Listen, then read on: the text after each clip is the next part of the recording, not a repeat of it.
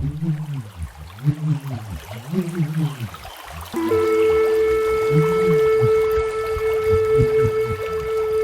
ngā awa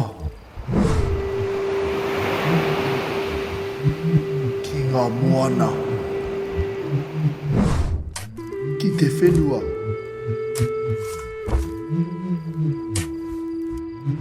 ki ngā kāinga ki ngā tāngata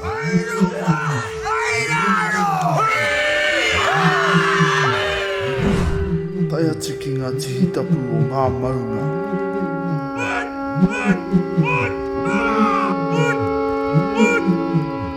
tēnei a Pukepukerau, Pukerau, Pukerau.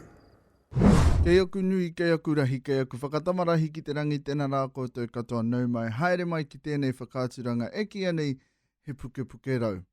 I te rānei he whakaaturanga motuhake tēnei e papaaho atu i ngā kohinga kōrero mai ngā marae ko papaaho tia. Nō reira, ko ngā manuhiri i ngā kaikorero i runga i te whakaaturanga i te rānei ko Amadonna Jakeman te tahi, ano hoki ko te tahi waku whanaunga a Anaru Kaipo, e kōrero ana e pāna ki araua nei marae i runga i tēnei whakaaturanga nō reira. Noho mai, āta whakarongo mai. Hei aha te kōrero e nā kōrero, ka ho atu au te rākau ki aia, māne whakamohu atu. Ko wai no hea no hoki e te tuahine e Madonna tēnā koe.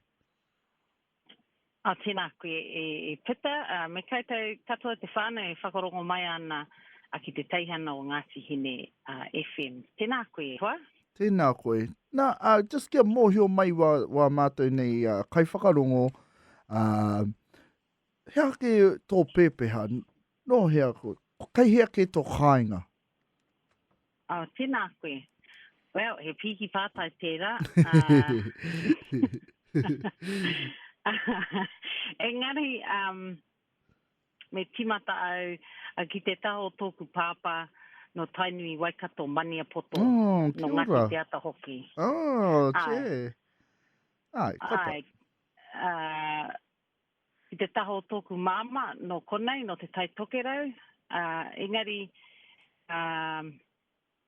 te maha o ngā tāta i roto i taku toto. Te taho tōku pāpā no Waikato tainui mania poto, ko tāku, ko ngā marae kei te taho tōku pāpā, ko Waahi Pa, ko Korapatu, i roto o te kriti, me ki i roto i te rohe pōtai. Te mahana o tainui Waikato mania poto, ko ngā maunga, ko taupiri, me ngā momo kōrero e pāna ki te tainui Waikato mania poto, me ngati te ata.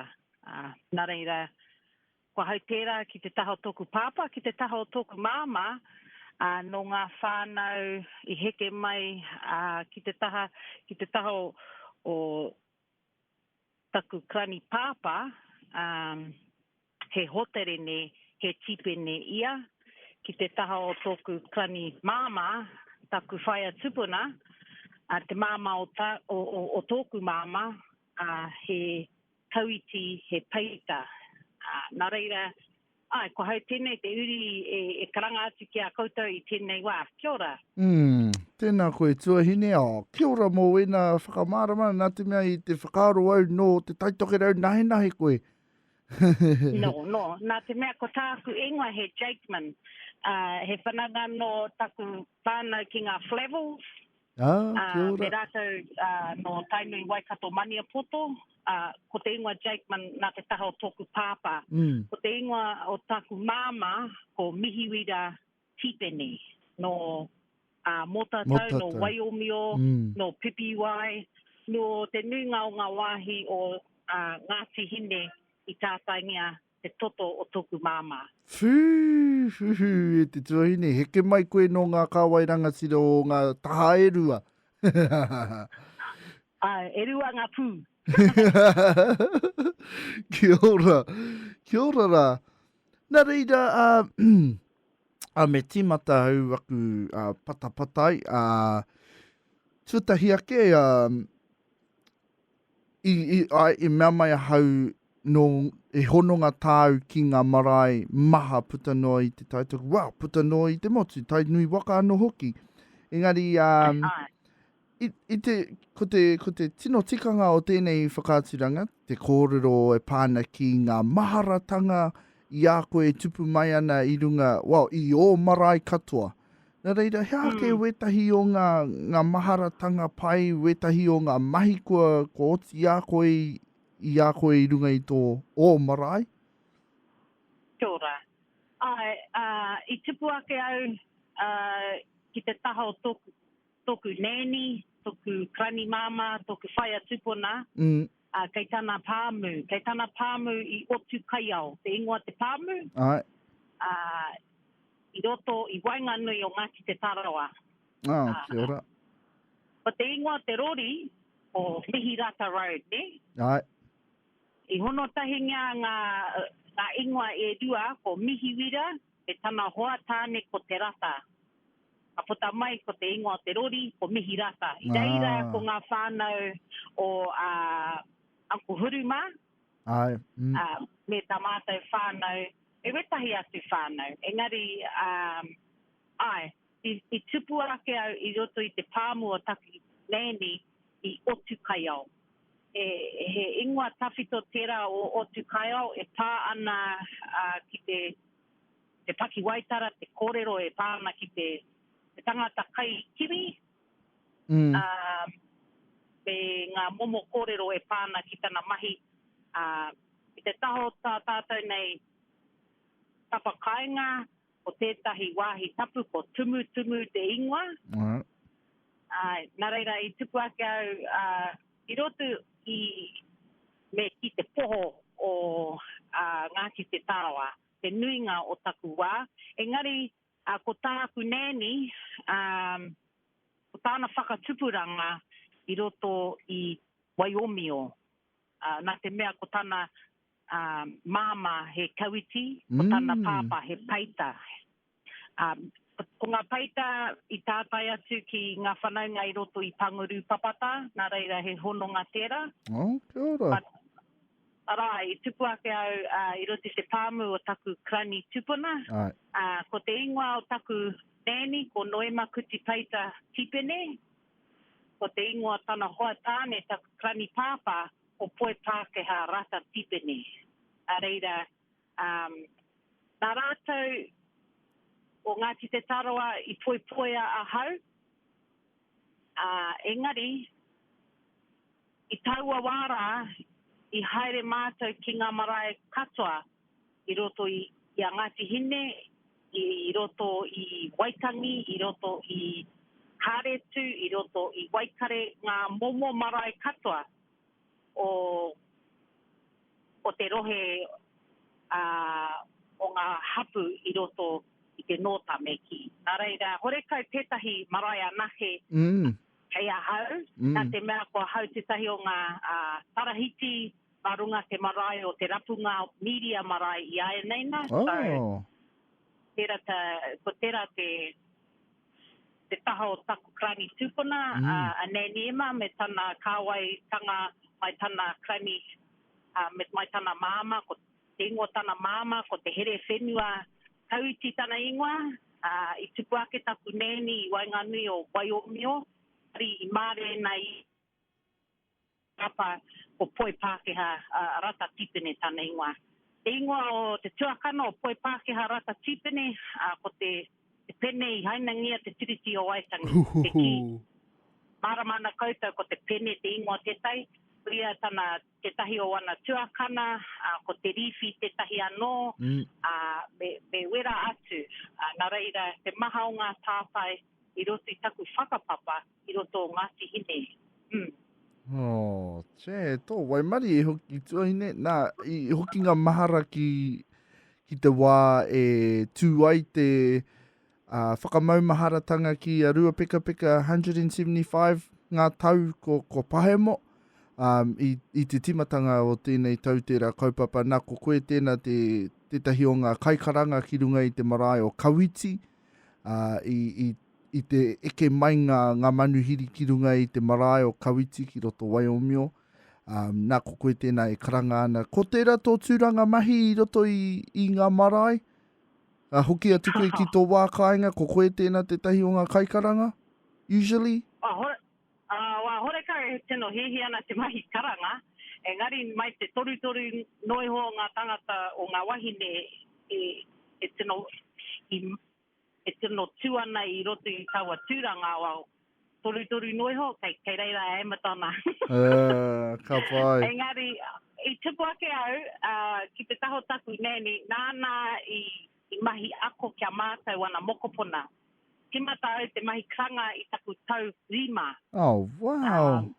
Ki te taha o waku kaihana, te taha o waku whaia o ngā aunties katoa, I taua wāra, te mutunga o te rā nehu, ka whakahokia mai te whānau pani ki te marae. Ai. Mea ngā mai taku neni kia hau, me tūtātou katoa, ahakoa he hōtiro, me tūtātou ki te kranga me whakahokia mai a te whānau I raro I ngā manaakitanga o te whare. A reira, ina hehe ana te iwi kia mahia e au te karanga au me mahia au. Engari, rawa au e tino hehe ana te mahi karanga. Me whakahokia tātou ki te waiata rongo nui, mā waira. Ai. Mā waira. So, te reira hau, aha koa rawa au e tino hehe ana te mahi, but e mohio ana hau, e mārama ana au te tikanga kai muri o te karanga, hei manaki, mo ngā whānau me ngā manuhiri kei te haere mai, kei te heke mai, kei te hoki mai ki tō koutou nei marae, koina te pūtake o te karanga. Nā te mea I tupu ake mātou I roto I te marae o Motatau, nā te mea ko te ingoa taku māma, te ingoa tūturu o taku māma ko mihiwira, tana kaini māma ko mihiwira hoterene. Te ingoa o te whare kai I Motatau, he ingoa hei whakanui tō tātou nei tupuna a mihiwira hoterene. Reira, I tupu ake mātou, I raro I ngā tikanga o a mātou nei mātou tupuna. Ai. So, okay, nā te mea ko te karanga te tahi o ngā tūranga mahi, kore tino rata, engari te kore hore kauhe tangata, hore kauhe wāhine kaikaranga, ko koe tērā e whakakikingia I tērā o ngā tūranga. No reira, he aha tō tino tūranga I a koe I runga I tō marae? Kai tunu kai aha? Well, he pātai pai tērā. Jack of all trades koe. He ana hau te mahi I roti te kihini, engari, I usually get pushed down to the whare to do that mahi hei kai karanga. So he ana hau te mahi kai me wera o ati momo. But must be, tā te kawa, hore kai te reka o taku kai, ka pai rātou, ka pai hau, ki roti te whare tūpana, mahi kaikaranga. Engari, ko tetahi anō ngā mahi o te kaikaranga, ko te kai tautoko I ngā whaikorero hoki. Kia ora, Wetahi o ngā kaikaranga, awa mahi ana te kaikaranga, and then noho rātou, hore kai wetahi e tino awhi, e tino tautoko, te kinaki hoki ki ngā kaikorero, me te taumata. So, I tupu ake au, I raro I te mahi kapahaka, ngā mahi ārehia, me te ako waiata, me te ako karaki ai ngā rā o mua. So, mōhio ana wetahi waiata, ahakoa nāia nei, ware au, a te ina o taku, o aku huruhuru I nāia nei, ware au, wetahi o ngā kupu, ngari tai ana, I just make up the words on the spot in a ware au. But, ko tērā te tahi o ngā tikanga o te kaikaranga. Kia ora. Ko te tautoko I ngā kaikorero o te taumata, o te paipai, te taumata. So, it must be e maramana wetahi tinka pā mai, ka tuate au ki te tautoko I ngā waiata o ngā kaikorero. Ahakoa he tāne, he wahine, kei reira, tetahi hei awhi I ngā kōrero I te mahi waiata. Kia ora.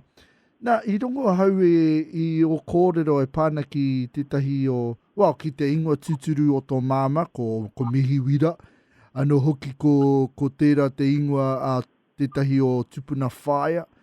Nā reira, hoki ngā mahara ki tētahi wā no ki te au I a koe mau ana I tētahi raukura. Mau ana tētahi raukura heru hāngai ana ki te rākau. I ki mai koe ko tērā tētahi o ngā rākau tawhito no te whare kai tawhito o mihiwira ki runga I te marae o Motatau. I think so, e hoa. Ai, nā taku tuakana I hanga te raukura, he taonga māku. Oh, right. Nā te mea ko te ingoa o taku tuakana ko mihiwira hoki. Oh, So, you know, he tātai o no tērā, but I mea mai taku tuakana no tētahi anō ngā whaia I hoatungia ki aia ko Auntie Kitty Tiffany tērā, nāna I hoatu tētahi maramara me ki o te whare tawhito I taku tuakana, hei nāna I hanga tētahi taonga, tino a tāhua taonga rā. Ai, te au. Ai. Ko ia, ko tāku tuakana te tahi o ngā hai mahi toi. He tino tohunga ia I te mahi uku. Nā reira, kuira te tahi o tana mahi. But he reira tonu e hoa ngā tohu o ngā mātua tupuna. Ko te ingoa taku tamaiti, ko tētahi o ngā ingoa taku tamaiti, ko poe Pākehā. Ko te ingoa taku tuakana I nau he tohu tērā ki taku māma, tētahi ko mihiwira. Ko tāku ingoa, ko Amadonna, ko tētahi anō o tāku ingoa ko Noema. Te ingoa taku whaia tupuna, Noema kuti pei te tipene. Te mea, kei roto I ngā ingoa, wetahi pūrākau korero tuku iho anō. Nā te mea ko Noema te marama, I taua wā I tana wā whānau o taku nēni, I haere mai te Spanish flu ki roto o Ngāti Hine. Te marama I hinga maha o ngā tangata. Nā reira, tō tētahi kōrero I ongo au, I whakaingoa tia Noema. Kia kore ai tātou e ware tia taua wāra me. Kia ora, koea tērā ngā tikanga o tātou tupuna ki te whakaingoa tia no muri mai I tētahi incident o aitua, parekura, hea raini. Tāhua. Nā reira, ki o mōhiotanga e whakahaere nei wetahi o ngā hui hāpori o me ki wetahi hui working bees raini ki runga I o marae? I tai atu koe? Nā. Wetahi wā, I haere a hau, but ko hau te tai, e tiaki tamariki ana. Ai, rā. Reira, wetahi wā, e nā wāte ana o aku tamariki, te kore pukuriri rātau, ka haere mātou ki te marae, but he mihi tēnei ki ngā kai kawe mahi ki ngā puku mahi o ngā marae me warātau mahi e rite tonu ki te pī e warātau kaha ki te horoingia, ngā momo āhuatanga o te whare, ngā matapihi, te paru, he piki kapa tēnā. Te kaurā, e whipi pū, kia ora. Nā reira, tātāna kia mutu, engari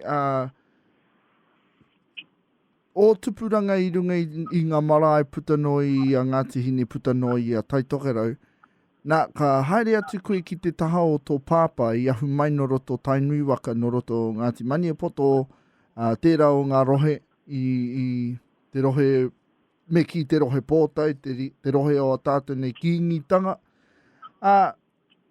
He rereke e wetahi o ngā whakahaeretanga ki ngā marae ki reira ki ngā mea I kone I te kāinga? Ai, e hoa. He rereke nā te mea, he rereke te whānau. ki te taho taku tupura whaia, taku krani whaia, ko tarātou nei ingoa whānau ko ngā te kanawa, ne? Okay. No Waitomo, no te Kriti, kia mara mai ai te iwi, he rereke a mania poto I wetahi o te rohe pota e kia nei painui, ne? He āhua rereke a te mea he iwi anō tērā a mania poto. Te whanaunga hoki, ingari he iwi anō tērā. Kia ora. Pēnei a mātou. Pēnei a mātou I konei. He whanaunga. Ko Ngāti Hine he whakapapa kia ngāpuhi. Engari e tino maramana tātou ko Ngāti Hine. A Ngāti Hine kōrero, a Ngāti Hine I nau.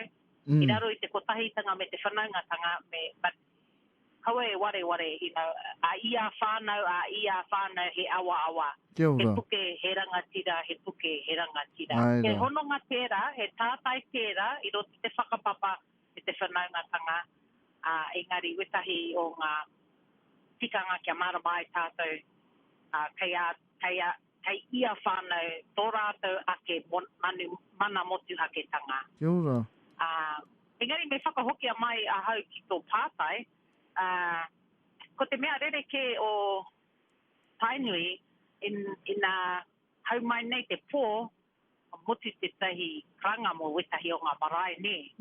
E tatare mo te awatea, mo te kitenga o tamanui tērā. Rereke ngā tikanga, ki wetahi o rātou, ko te kaua he mea, kia rātou, konei ki taku mōhiotanga he rereke anō te kaua me te tikanga, I heke mai te tikanga mai te atua, I heke mai te kaua mai te tangata, ka he rereke te tikanga o ia marae, E hara tēnei he mea kaupapa a hapu wetahi wā, he kaupapa a whānau wetahi wā, a marae wetahi wā, a papakainga.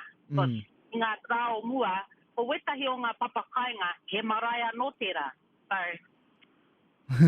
Tika. He tino whakauti tērā e hoa. No pai tēnā. Pai. Nā reira, hei whakakapi a tāua e te tuahine, weta I kōrero mutunga āu ki wā mātou nei kai whakarongo, o tira ki o whanaunga, no ngā marae I konei te kāinga nei, e whakarongo mai ana. Tēnā koe pita, me koutou katoa te whānau e whakarongo mai ana hau. E mihi rangatira ki ngā tātai hononga, ki ngā karanga toto me ki. Ore kau he kōrero tēnei, ore kau he kōrero tēnei, hei whakataka hia wetahi o ngā whakaro e pāna ki te tikanga. Engari he kōrero tēnei, hei maumahara ki ngā karanga toto, ki ngā whakapapa I roto I āhau, me taku maharatanga I ngā rao mua, me taku whakatupuranga, nā reira I runga I ngā whakaro pai, me taku ki te whaia, ki te ako I ngā mātauranga, tēnei te mihi, kia rātou, ko wheturangi tia, e kore au e ware tia rātou, me tātou, hoki mai ana hau te hunga ora, kia tātou I roti tēnei au kiko, nei rā te mihi, kia tātou I tēnei wā. Kia ora. Kia ora e te tuahine, mihi ana kia koe I whai wātea mai, whakawātea mai I a koe te kōrero I runga I tēnei whakāturanga e Pukepukerau. Me ngā kōrero, ngā kaupapa kōrero kua kōrero tia nei e koe te tuahine e pāna ki I o hononga o whaipānga ki ngā marae kato puta noi te taitokerau anō hoki ki tainui waka no reira, mihi ana ki a koe. Tēnā koe. Tēnā koe. E paku whakatā I tēnei wā, ka hoki mai ki ngā kōrero a muri ake ngā whakatairanga. Hoi no rā, me noho mai, kaua rā koe e huri ki te hanake. Nā te ara, ka takoto e te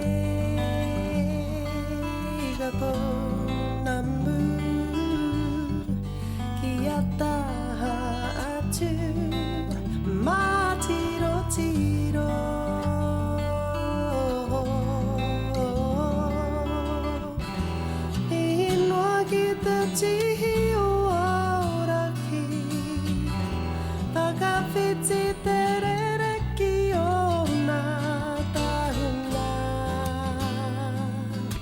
papatahi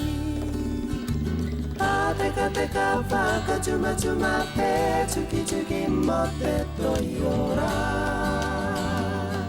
Mo te toi ora Teka teka whakatuma tuma pe Tuki tuki mo te toi ora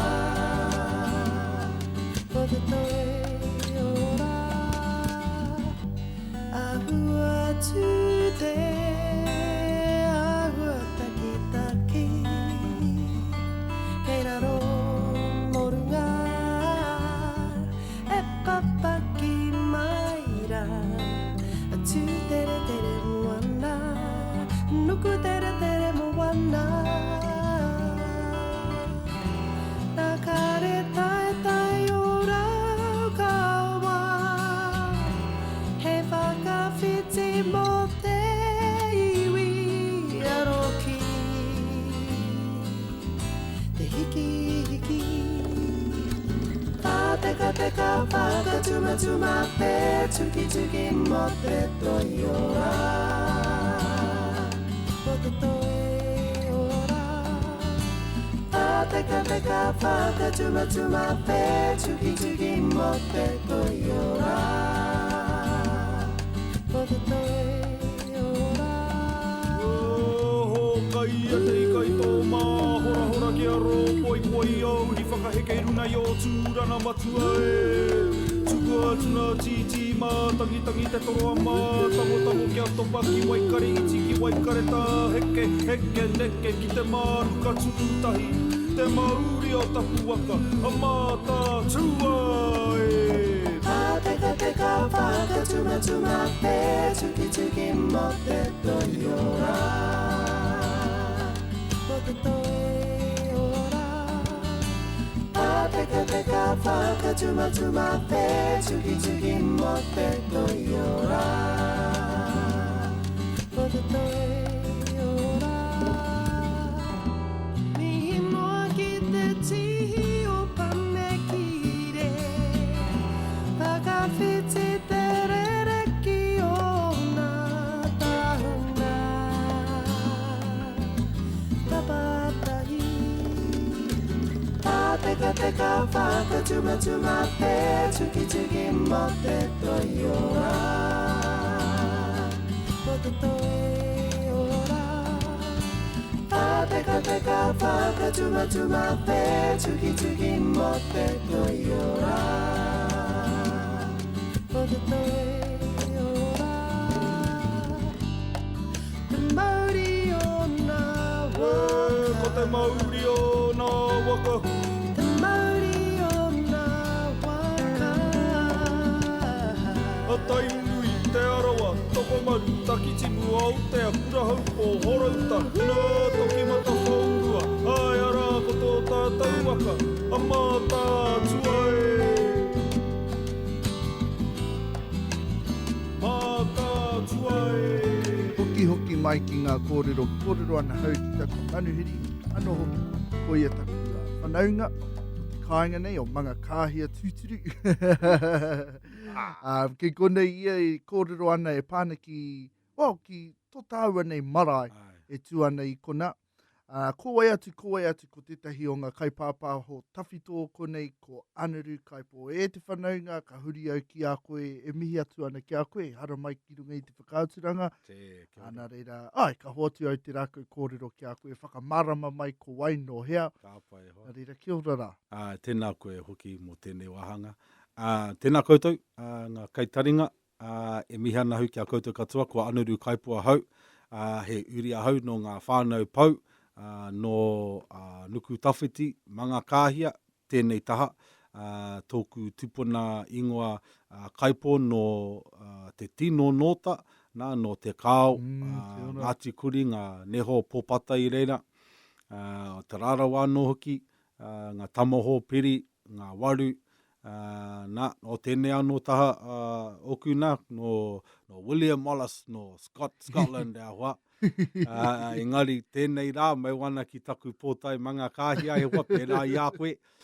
Nō reira anō nei, nā ku te honore e tai mai te rangi nei ki te kōrero e pākau ake ana tēnei kaupapa pai te kitea tēnei whare, tēnei rūma, nā, tēnei studio, nā, maharau ki te wā, e nohana ki tō tūru e, tērā taha o te tepuna, Anaru in the morning, ai marika, dum, dum, dum, dum, every weekday, 7 till 10, ai marika, aha, ia wā e hoa, e wera ana te tūru, e wera ana ngā waia, i te hunga e waia mai ana kia hau kia, ki te reo irirangi engari, anō nei nāku anoto te honore, e koriro tēnei tūranga mōku, i taua wā, mihana ki a koe mō tēnei kōrero, wāhanga kōrero e mara. Nei, tēnā koe. Nā wau e tikana ka hara mai au, no te kāinga no hei whakaki o hu.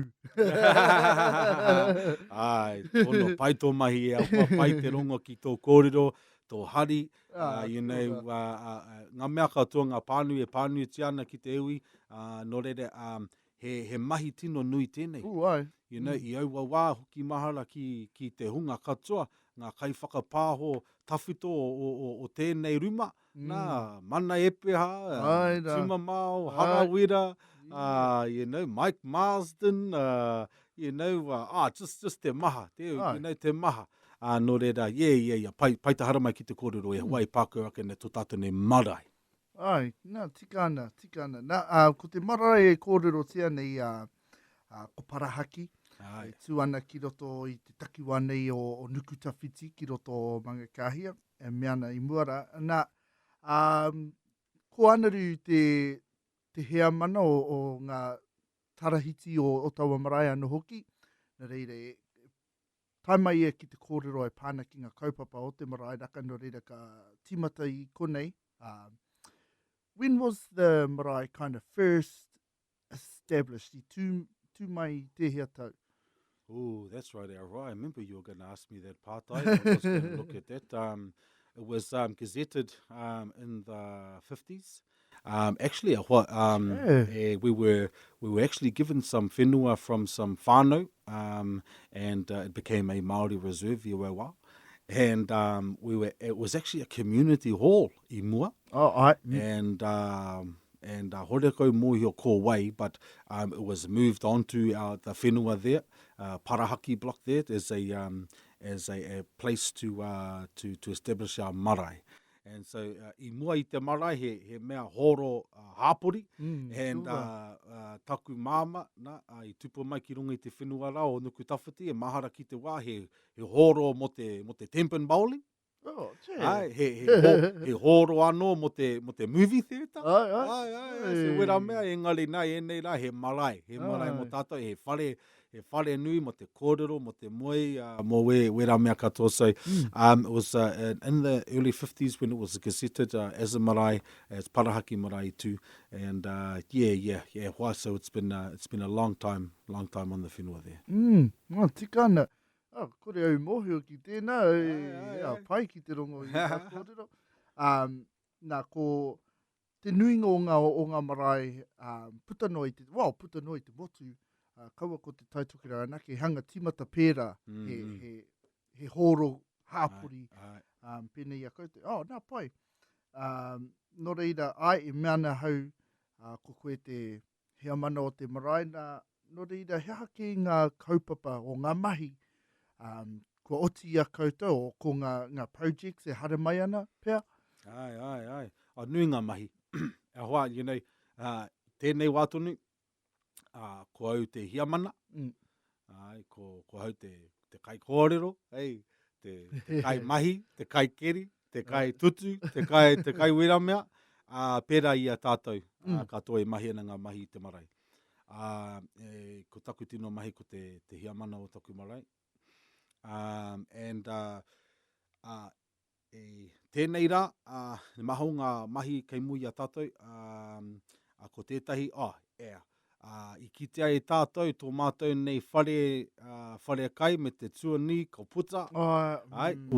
That's happened just at the end of last year. That's right. Tai mai te hau, and our roof blew off our hoa. I te mea tawhiti rawa tō tātou ne whare kai, I te tuanui. That was a big project that we've actually just finished in the last little while. I was actually just getting that fixed. We've got a couple of things going on at the moment. So our draft charter, those sort of things. We've been working on our charter for a little while, and it's in a draft space now. We'd like to apply for further funding, for further projects, so we can, whakapakai tō tātou nei marae. So we're working through the draft charter, which is another thing, which is a foundational, a structural thing. It's probably one of the downfalls I don't know if we want to look at it as a downfall, but I guess it's one of the things that we as marae need to work on more, and that's providing the infrastructure. I te mea, nunui ngā mahi, mo ia marae, engari, toru noi hoa mātou I te kāinga mahi ana te mahi. I te mea, kua nuku atu te maha o mātou nei whānau ki etahi atu wāhi, ki tāmaki makauru, ngā taone katoa te motu, ki tā wāhi ki ahi te reiria me etahi atu motu, engari tō mātou tino mahi, ki te hanga tētahi mea communication strategy, kia puta atu ki o mātou nei uri e noho ana ki tā wāhi ke, ngā kaupapa o te kāinga nei, me pēhia rātou e awhina mai. Building the infrastructure, me pēhia tātou e whakahokia I ngā whānau ki te marae, e tahi taima kore tae aho. 50 years, 60 years, 70 years, our whānau have been living away, and now they have mokopuna that have been living there. We can't expect our whānau to uplift and come home. Rereke te āhuatanga, pokake rau e te āhuatanga o enei rā. Engari, technology. We had a Zoom hui with all of our trustees just the other night. We had Perth online, we had Sydney online, we had Tāmaki, Rotorua, Wellington, and mātou I te kāinga nei. We had them online. I'm in Dargaville, I zoomed on as well. But how do we utilize our technology? How do we utilize our communication means to be able to bring our whānau in? Our whānau aren't able to come back as iauawa. We all lived in the Kohinga. We all lived close. If anything, we might have moved away to Whangarei, which was considered far then. But these, so we were able to stay connected and get the mahi done, but it's a little bit different now. So we just need to be a little bit more adaptable in the way that we're utilizing our abilities and our technologies to be able to get the mahi done. Our whānau, what hasn't changed is our whānau want to help. We just need to find out ways and times that we can allow the mahi to happen. Utilizing their skills and their contributions and their desire. They may not be able to come back 5 times a year, but they may be able to come back 1. They may be a great painter. When can you come back? September? Kapai, we'll make the job happen then. So you're over in Perth and you're a great minute writer. Well, we don't need you here to write minutes. Could you be our minute taker? We've got a whanaunga who's great at finances and accounts. Actually, nohana ki poneke. Pai ana ko koe te accountant. And once a year, we'll send our stuff down to you so you can do the mahi. We're really trying to look at how we can build our infrastructure to allow us to fill the void of not having our whānau in the kāinga. So a draft charter, a communication strategy, a project plan. We received some putea a couple of years back to develop, a plan. Because having a plan is important about what we want to do and when we're going to do it and how we're going to do it and where we're going to do it, how much it's going to cost and how we're going to get that putea. So all of those things. So the last few years have been focusing about just providing a bit of a foundation, the infrastructure, our trustees as well. Tēnei wā tonu ko au te mea tamariki ki ronga I tō mātou nei poari, a hākua tata nea whātekau o ku pakeke.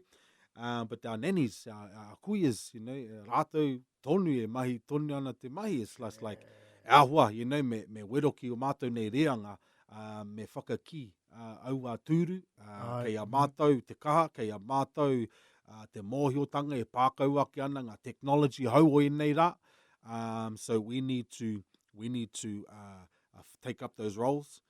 We need to utilize our ability to incorporate the technology that we have, but what we also need to do, which is one part of our infrastructure we're developing, is that if our nannies and our kuia are able to move away from the trustee roles and move away from the mahi roles and the komiti roles, and actually hei noho kāhui, hei noho korowai, ne? Kuia, Ai. And because here's my analogy, e hoa. For a long time, at the marae, when you're feeding our whānau, nui rawa te mea kōhua. And I've got these big spoons turning it, turning the kai, and that's been our nannies e hoa. But ngengiana, they're getting kuia. But what, we still need them. So it's our time to pick up that spoon. It's our time to start, turning the kai. It's our time to start putting, using the kaha. But at the end of the day, I still ask my mum to come and taste my kai. She tastes it. She says, oh, a little bit of this, boy. She goes, oh, too much of that, boy. Oh, actually, what about try this? That's where we need to get our kuia to, our kaumātua. That's where we need to still have them there. Because sometimes, maro ke rawa tonu taku kai ahua, and I'm thinking, because I forgot that part. I knew I should have come and asked you, Nan. We don't want to get to that ahua. We don't want to get to a stage where we think us young ones know it all. And actually, no, rere ke tā ahuatango i nei rā, we've got different ideas. No, kahore. The foundational tikanga, the foundational knowledges will always stay the same. And it's with them. And so we just need to ensure that we're doing the hard yards and we're doing the mahi, and we're going to get the mince and get the kai, and we're going to bring it back and coordinate it all, and we're going to put it in the pot and put it all together. And then at the end, or some of them not even at the end, they'll come halfway through because you get to the end, it might be already burnt. Hey, so they say, hey. So, we just need them walking around, just making sure that they don't have to do the mahi. But their mahi is in another space now where they can come and taste our kai, they can come and check that the whare has been set up correctly. They can maybe, check that the whare nui, the reason why we don't put the table over there, because people walk around and then you get a jam over here, boy. And I'm like, I didn't even see that, Nen. Oh, you're clever, all right. Okay. So we're in a bit of a space of really setting up the infrastructure stuff so we can, again, we can pass over the baton, I guess. And then we can, there's some amazing funding and resourcing and support that's out there for our whānau these days in our marae. But we also need to be in a space where we can deliver on that, ne? And to receive these fundings, to be able to do some stuff for our marae and to bring our people in. So a lot of that going on. But we have, like I said, we've got a little bit of funding that we're doing. A couple of projects. We've got our draft charter, which we're finalising at the moment. It's fantastic. First time we've had a real robust full charter for a long time. We've got a mahi mara project as well. I believe, I believe it's with Te Pone Kokiri. So they've given us some putia, and we've got a number of our whānau out there who have just made some garden boxes. They've got some planting happening. We've got an orchard being put up.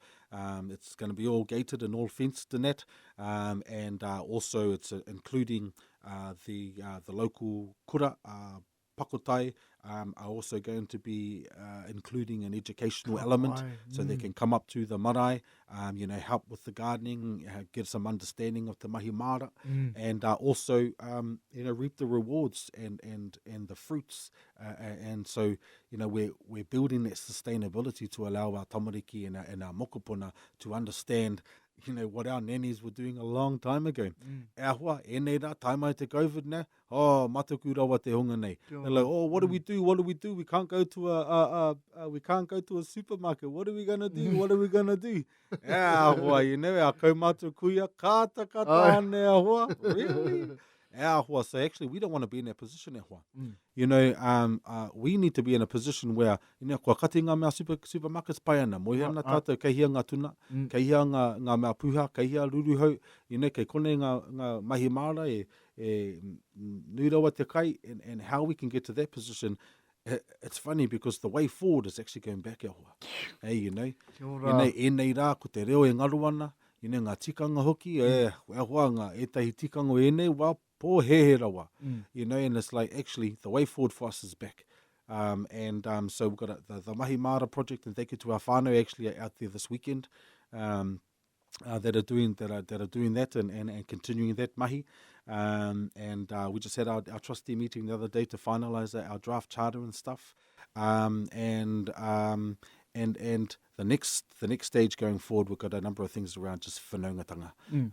How do we bring some life back to the marae? How do we bring some longevity in our whānau back to the marae and whakapai whare? So the next big part of our marae that we're going to be looking at is also around our kitchen, our kouta. So we've been able to get some funding, done some fundraising and get some putia in from our whānau to be able to purchase some new whiteware. Ai ni pēa huaha, ka tū tētahi kauta, o tino flash pera I o koutou nei a marae a taroa, ne? Te marae miriona tāre a but working on our kitchen. Those sort of things there, because te mutinga o te rā, hea te tino mahi o te marae, ko te manakitanga ki te iwi, to ensure that our manakitanga is steadfast and we have all the resources and the tools that we need to ensure that our manaki is maintained. Pērā ki ngā mātua tupone e wawa, that's some of the mahi that's going on for us in Iwi Ahua. Yeah, ka pai. And I just want to, touch on your kōrero there, like you said, the way forward is to go back. And it's kind of like that kōrero, to know where you're going, you have to know where you come from. Pono. So just while we're talking about that, we touched on a little bit of like the marae sitting on the Parahaki block itself. He hau etahi o ngā kōrero me ki hitori. Like, I know that, we all share the same awa. We got the same awa that goes through the whole valley of Mangakahia. But I also know that we have different maunga and we have different hapu, So, tēnā kōrero mai awa kōrero. Ka pai ahua. Ahua ko tērā tētahi take nunui kei roto I a mātou o Parahaki marae. Kohinga te katoa mātou nei kaumātua. Ko hau te kaumātua I nei rai engari, like it says, tata ki te whāte kau o kupakeke and he kaumātua hau no kahore. Engari kohinga o rātou nei kōrero ki a rātou anō. So part of our mahi as well, of bringing our plan that we've put together, is about our kōrero o te kāinga. I te mea, mai rā no mātou e kōrero ana ko tō mātou nei maunga tarai o rahiri. Engari, ki ētahi, no kahore he ana boi tō mātou nei tino maunga ko tute moi. Sure. Engari, I ngā tau e rima kua hipa, mea mai tētahi kuia ki a mātou, nā ko tō mātou nei maunga I roto I nuku tawhiti ko pātiki. Ko pātiki te maunga. Ai te mea I aua wā, tai mai te pātiki, te mea Flanda, ki roto I a mātou nei rohi o nuku tawhiti. Not anymore these days in terms of the flounder and those things, but so mau mātou ki tērā kōrero, nā tō mātou nei mahi tēnei wā, te whai I ngā kōrero e pākau ake ana te maunga o pātiki, te mea kahore mātou e mohi o keihia pātiki. Engari titiro atu ki mua o te marae, he maunga ki reira, pērā te hanga o te pātiki. Nā ki a mātou o ko pātiki tēnā, but we need to make sure, so we're not teaching our tamariki ana, ko pātiki tēnā, o he ana our pātikis at the back bay. So our maunga, those things there, ko parahaki hoki, te ingoa o parahaki. I te mea, te wai tamariki anau, mea te o ki taku kaumātua, hea te tikanga o te ingoa parahaki, nā. Hore kau ia mōhio. He says, nā, whaia tō kaumātua, ko tāna ingoa, nā, ko wipau. Ne? Mohina koe matua wipau. Me o nā pokopoka. Kia mātou nei, kei reira ngā kōrero katoa o mātou I nuku tawhiti, nā tō tātou tupuna wipau I tuhingia I roto I o nā pukapuka, ngā kōrero o tō mātou nei kāinga. Nuku tawhiti hoki, mohi ana tātou, te kōrero rāhiri hikoi ki runga i te marae, i te maunga rāna, ko tutaki ahu aiti, i roto i a Ngāpuhi. Ko tērā tetahi o ngā kōrero e hoa, te timatanga o Ngāpuhina, ke roto i a mātua manga kāhia. Mohi o ai ki tērā kōrero. Tāua tēnā. He ate ingo te pā, māta... Māta pā. Ko te māta pā, i roto i pakutai nāna, i te pā o ahu aiti, ka puta ko ua nuku, nāna te tamaiti tuatahi o rāhiri. O rāhiri o Ngāpuhi. Māku ahu, nāku ahu tētahi waiata i tito, e pākau ake ne tērā mea. And ahakua ko leo e mutu, aene pēr huaha, come and sing it there, we'll learn it there. Kia mōhio, Ngāpuhi whānui, te kōrero tika nā, ko Ngāpuhi, ko te timatanga o Ngāpuhi ki kone. Nā, just kōrero. Kōrero kata e hoa, but... Engari pono. Engari pono. So, tētahi o taku huarahi, tō mātou nei huarahi tēnei wā ki te kohi ngā kōrero o aua wā. Ai te mea ko ngā nannies, o tēnei rāna, ono te kaurima, whitu te kau, te pakeke, te kau mātuatanga, engari ko te kōrero hohoni, te kōrero o tawhito rawa, i mua i a rātou. My nannies were the nannies that moved away in the 50s. To Auckland, to Hamilton and all of that, and now hoki mai ki te marae, ki te mahi ngā mahi. And our last matua Ben Wihongi, Diamond, passed away a few years ago as well. So it was trying to grab some of that knowledge and some of that kōrero before he passed on. So there's a number of kōrero, there's a number of things that sort of haven't been finalized, but one of our I guess work streams, for want of a better word, is that we're going to work collectively on finding some of these puka, collating some of this kōrero. We've been also collating some of our whakapapa as well, because tō mātou tino tupuna ko Pouterata.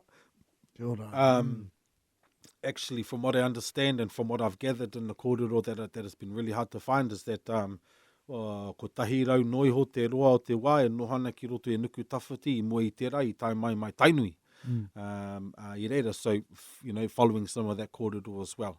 Ātutu, te ingoa tō mātou nei urupa. Engari, anō nei, me atu ki taku kau mātou, hea te tikango tō mātou nei urupa, hore koe mohi o boy. Like, he ingoa anō, that we don't have a grasp of or a knowledge of. We haven't got anything written at the moment. We didn't have, I guess, that sense of writing it.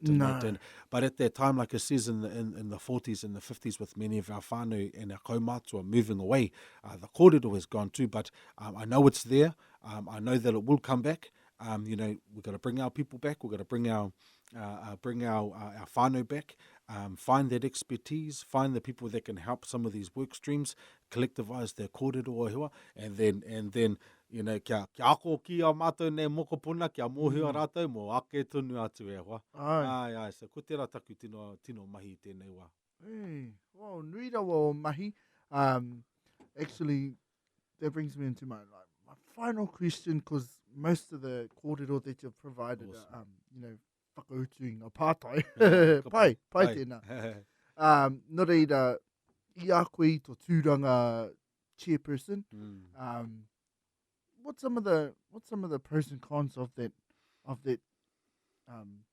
can imagine there'd be quite a lot. Yeah, quite a lot of cons, hoa. Hoa, aha ko iti ngā pros I roto I tēnei mahi, hoa, nunu ngā cons. Hoa, anō nei, naku te honore. Hoki mahara ki o mātou nei kaumātua kukuia, nā rātou tēnei tūru I mau, nā rātou tēnei waka I timata, nā rātou ngā mahi I timata, anō nei nāku te honore, nā taku iwi, nā taku whānau, nāku whānau katoa te marae I whakatohungia ko Aotearoa mana, e mihana. Anō nei he honore tāku te mau ki tēnei o ngā tūranga. Nui ngā haora, roa ngā haora, atu I te mahi. Engari, the chairman now, hoa, and this is a great time to share this kōrero, huh? Because the chairman of a marae, the chairman of a hapu, the chairman of an iwi should never change. Not the position. What I'm talking about is the way in which we conduct ourselves in the position. I think it's come from a colonial perspective that the chairman has the mana, that the chairman has some sort of standing above all of those around him. He tēnā kōrero e hoa. And I think this needs to be said a lot more. And I think it needs to be proclaimed to our peoples that the chairman is only, kia haunei, te māngai o te katoa kemuri. And that the chairman, my role and my responsibility is try to bring all of our kōrero together. Hei whakararangitia, hei whakararangatia, weaving that kōrero together for all of our, not only our trustees, because the trustees are only representatives of their whānau, right? And to ensure that we can weave all of that kōrero together with love, because being a forceful chair, being a chair that pounds on his chest, ko au te hia mana, nā kui kōrero pēnei, no he tēnā i hoa. We need to leave that aside. We need to push it aside and leave it aside. My mahi au hoa is the hardest part of my mahi is the bringing it all together. And that's why our hui have a 2-hour time limit on it, and it ends up at 4. And because we're too worried about time and actually getting our hui done in time and getting it finished in a timely manner, because sometimes disruption, or as it's looked at, or sometimes elongating the process. They say, oh, no, we don't have time. We need to get it done. We need to make a decision. It needs to be fast, and then the chairman has the final decision. No, kahore. Kia haunei, I would like to think that my people would appreciate my approach in terms of trying to bring our kōrero together. I have been blessed, thanks to our Lord, with skills, a certain set of skills that allow me to talk, to understand lots of information, to bring all that information together. And, I guess it'll be my people will be the judge of that and whether or not I do it in a loving way. Hey, I've been there for 7-8 years now, so I must be doing all right. Hey, well, that's right. We just had a kōrero with our trustees just the other night on Zoom, and they says, we says, well, maybe we need to put all our roles up for position again, so we can bring some new blood in. And then they all, no, kahore, you stay there. And I says, well, at the end of the day, our people would decide who sits there. That's right. So we'll have our kōrero, we'll have our hui, and everybody will have the opportunity to put themselves forward, because at the end of the day, it's my people who direct me to be there. It's my people who also direct the kōrero in which should come out my mouth. I have merely just been blessed with some skills, thanks to the Lord above, with some skills that allow me to hold this position. But you'll also find me in the kitchen still washing some dishes. You'll also you'll also see me on the taumata doing some kōrero. Hey, it was 2 weeks ago I was out there mowing the lawns. We're going out again on the weekend to whakapai tō tātou nei mattress room in the whare there. Because the chairman should never put himself above any role. The chairman should never put himself above any person in a kōrero. Kia haunei, koira tāku nei whakaore noe. So, lots of hours, lots of expectation, lots of raru, lots of, being a counsellor, a mediator, a negotiator between, lots of responsibility and roles that come on top of that as well. But i te motunga o te rāua, nākua no te honore mau ki tēnei tūranga, ki te mahi o ngā mātua tupone te mea nā rātou tēnei timata. And I think of my babies, I think of my mokopuna, and I think of their mokopuna and all of our mokopuna. And we need to ensure that we can set a good foundation, and a foundation of how we're going to work together based on love, i te mea, taroha te mea nui, and ensuring that we hold on to the foundational tikanga that allowed us to get here and use it in a way that we can adapt to the future that's coming at us and forever changing our hoa. So kuira tāku e mana. No, pai, I have to tautoko that because, as you can imagine, I've spoken to quite a few different chair people from different marae who all have the similar kind of kōrero as you, and that they're merely, well, a tono. They like to describe themselves as being the tono for the iwi. You know, not so much the kaiwhakahaere, engari ko te tono. So, yeah. Etahi taima that, you know, etahi taima, you have to be able to make some hard decisions. Oh, of course. Absolutely. The hard thing about being a chairman is that you're never going to get everybody on board. No, that is correct. Not everyone's going to agree. But if they understand the way in which was done, they don't have to agree with the decision, but they understand the process, that it was fair, it was just, it was pono, it was open, it was transparent, it was done with love. Those also who disagree can agree to disagree because, again, it's we understand that it's for the collective good o tātou katoa. Kia ora. Just very quickly, hei whakakapi a tāua nei kōrero, and beautiful kōrero, by the way. Of course.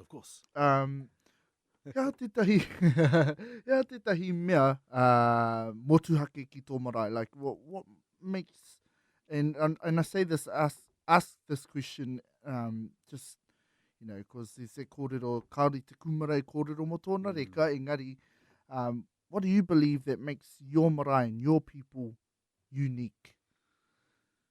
Oh, te mea tuatahi i te toru noi hoa mātou. Ko tētahi mea motuhake unique pia kia mātou. You know, our hoa, we have held some huge hui, tangi, huraku hatu, wera mea. Te kau noi hoa mātou e hakahaere ana ngā mea.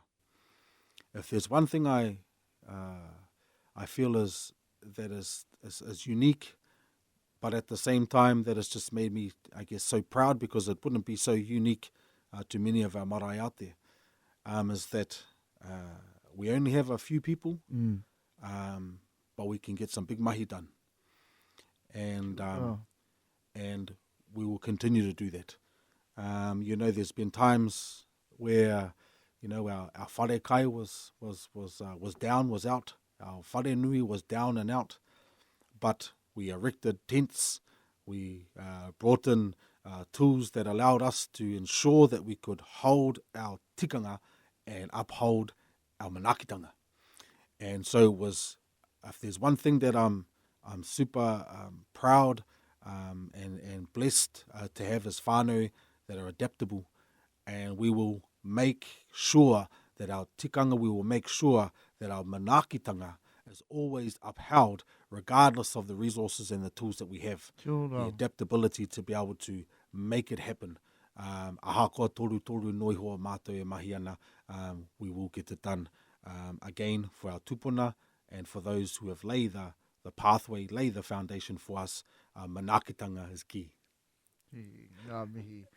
Nā reira, e mihi ana kia koe e te whanaunga e anaru, e haramai ki te kōrero, e pāna ki, a maua nei marae i te kāinga. And, te atāhua o mahi, te mahi o tō hapu.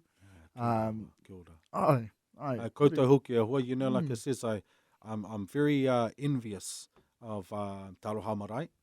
And you know, I see especially things like the urupa, you know, and they have the mowing, you know, and ia marama he whānau rereke, you know, e mahi ana te mahi, and you all have your work schedule, and hoa, you know, every whānau that turns up on the month, you know, has 8, 9, 10 of them doing it, and I'm thinking, man, that's awesome.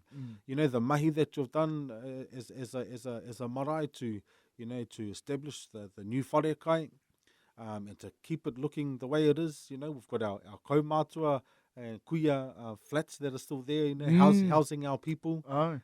You know, so I one thing I will leave on this tuahua is that as a kōrero that hasn't quite come to fruition, when it has come to fruition sometimes, in times of past.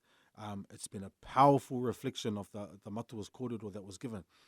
And it was that the strength of manga kāhia is in all of us, of all of our marae. Kia ora. Ai, tika. Individually, we have our strengths and our weaknesses.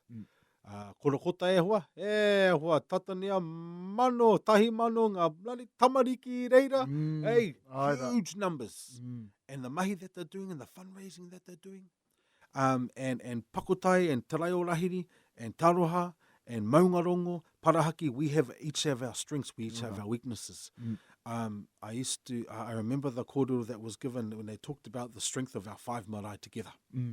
Te riu manga kahia. We've had some kōrero in past as well about some of our mahi together around how do we revitalise our reo, how do we revitalise our tikanga, how do we revitalise our history and our kōrero. We'll get there, hua. I know we will.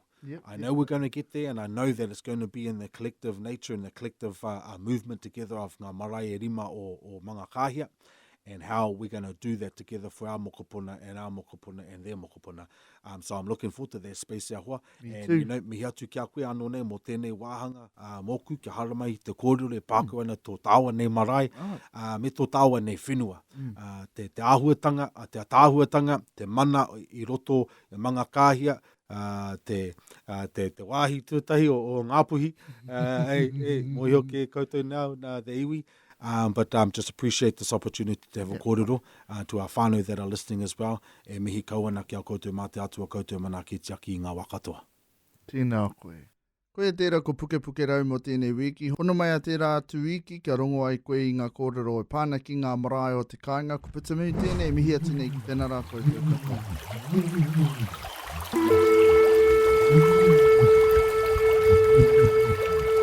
Mai ngā awa. Ki ngā moana. Ki te whenua.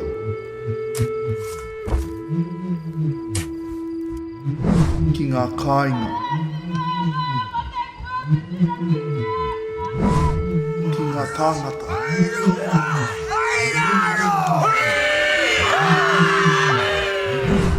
Tai atu ki ngā tihitapu o ngā maunga.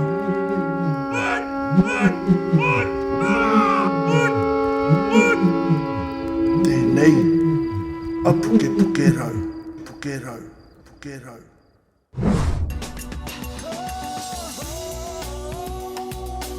He mea tau toko nā te manga.